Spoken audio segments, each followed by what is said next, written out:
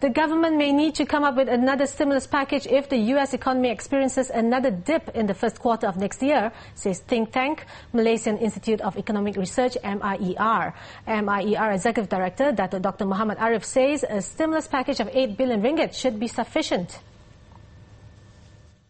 So I would have thought that probably we need another 8 billion if there is going to be a double dip in the U.S. and elsewhere, and we see the growth that is underway in the fourth quarter and probably will climb to in the first quarter. But if there is going to be a deceleration subsequently, and we may need something of that magnitude. He says this would widen the budget deficit, but says the country can afford a bigger debt as the current national debt is small in comparison with other Asian countries like Japan and India. On the country's growth potential, Dr. Arif says the economy will still be underperforming. He sees the potential growth of the economy at 5.5%, but believes this will be achieved beyond 2012 amid a slow global recovery. A Malaysian contractor is venturing into railway construction in Indonesia. Pembinaan Aktif Gemilang, or PAG, is partnering two US-based firms, Kate LLC and Global Green LLC, to build a hydrogen high-speed rail superhighway train in West Java, Indonesia. The total cost of building the hydrogen high-speed rail superhighway is $3 billion and is being built as the first of its kind.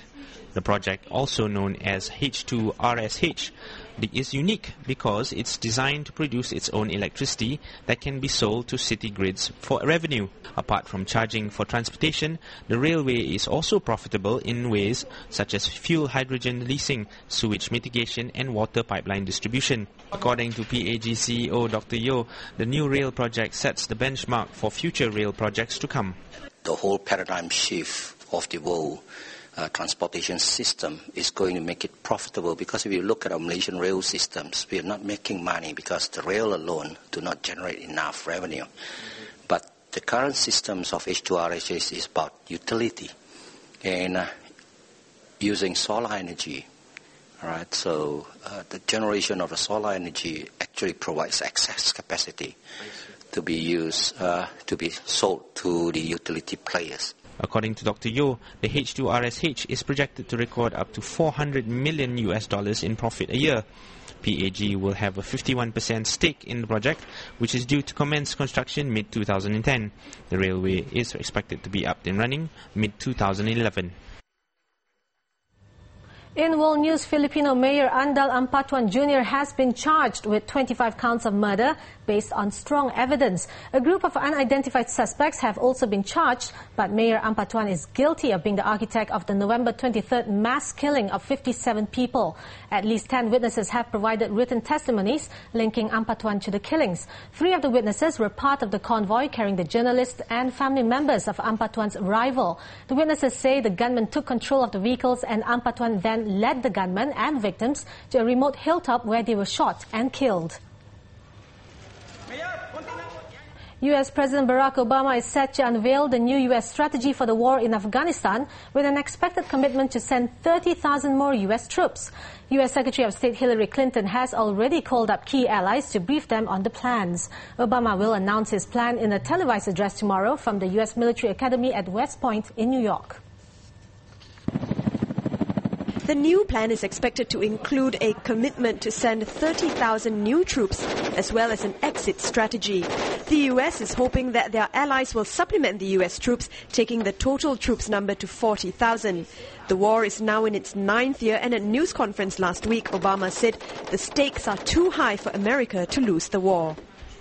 I've also indicated that after 8 years, some of those years in which we did not have, I think, either the resources or the strategy to get the job done, it is my intention to finish the job.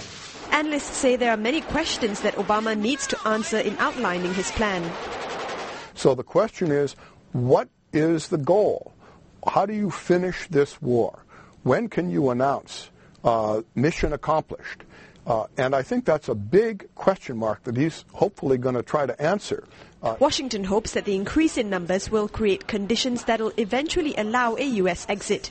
General Stanley McChrystal, U.S. and NATO commander in Afghanistan, said a troop reduction could begin by 2013, but the White House says it's more likely to be 2017 or 2018. The United Nations has called on all Afghans to take part in a 16-day campaign to end violence against women and girls, which it described as a widespread and deeply rooted problem in the country. During the campaign, the UN will support a diverse range of activities across Afghanistan to enhance awareness and mobilize action to tackle the scourge of violence against women in the country. Nourah Nilan, the UN's chief human rights officer in Afghanistan, said that rape cases in the country is often underreported and concealed. She adds that feelings such as shame exacerbate the problem and are often attached to the victims instead of the perpetrator, where rape is widely known to occur within the family and victims are often prosecuted for committing adultery. We did a lot of field work to produce this report, and we found that violence targeted at women and girls is widespread and deeply rooted in Afghan society, Afghan cultural norms. So even though such violence is not openly condoned, neither is it adequately challenged nor condemned, either by society or by the institutions of the state. Rape is not unique to Afghanistan, but for the vast majority of victims, there is a very little possibility of finding justice, as there is no explicit provision in the 1976 Afghan Penal Code that criminalizes rape. Coming up, we bring you the global highlights of World AIDS Day when we return. Don't go away.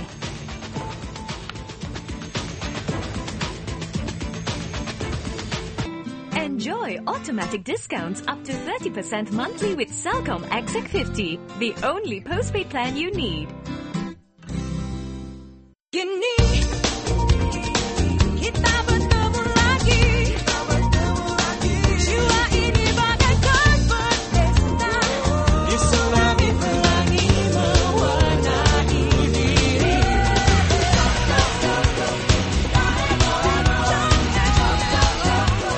Beramai-ramai kita memeriahkan Karnival Jom Heboh, dibawakan bersama oleh Checker.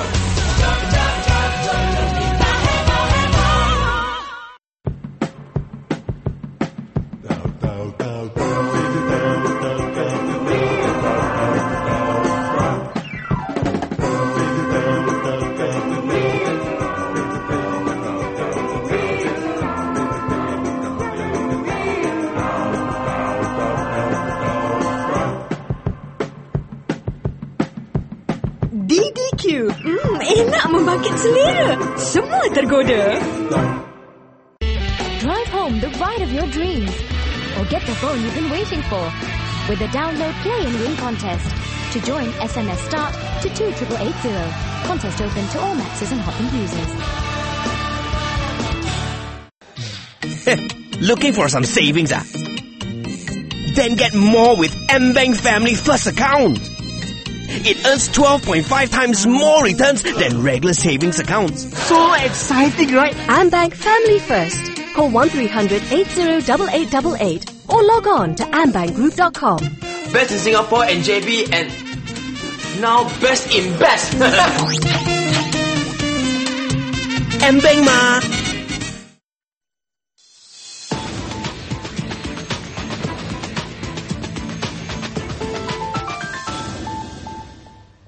Hello again, we're back with sports. Tiger Woods has officially pulled out of his own tournament, the Chevron World Challenge that he's hosted for the past 9 years. The world number one said the injuries he sustained during his car accident has forced him to pull out.